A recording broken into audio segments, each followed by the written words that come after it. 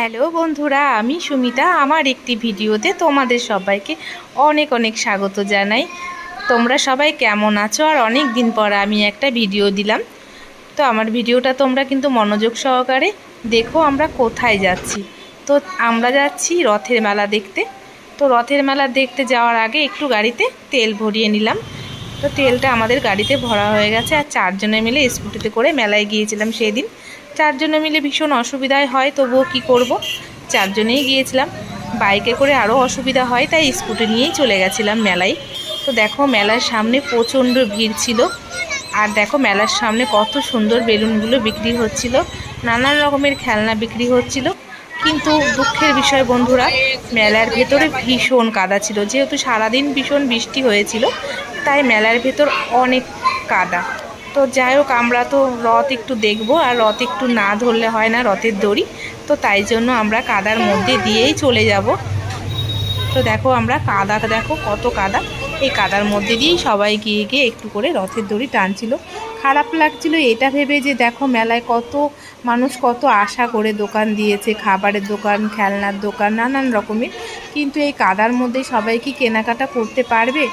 আমরা কিন্তু কেনাকাটা করতে পারিনি। মেলার ভেতর এতটাই কাদা ছিল যে বাচ্চাদেরকে নিয়ে মেলায় ঘুরতেই পারলাম না। তো দেখো, আমরা একটু একটু করে রথের দড়ি টেনে নিচ্ছিলাম সবাই মিলে, আর জয় জগন্নাথ বলে ডাকছিলাম আর নমস্কার করছিলাম। এই যে দেখো, মেলার মধ্যে কত রকমের দোকান বসেছে, অনেক লোক এসেছে মেলা দেখতে, সবাই কত আশা নিয়ে এসেছে মেলা ঘুরবে। কিন্তু মাঠে এতটাই কাদা ছিল, কি বলবো তোমাদের। তবুও আমরা একটু একটু মেলাটা ঘুরলাম, যদিও কিছু কেনাকাটা করতে পারিনি। অনেক কিছু কেনার ইচ্ছা ছিল, কিন্তু মেলার ভেতর এতটা কাদা ছিল যে বাচ্চাদেরকে নিয়ে মেলার ভেতর আর ঢুকে কিছু কেনাকাটি করতেই পারিনি।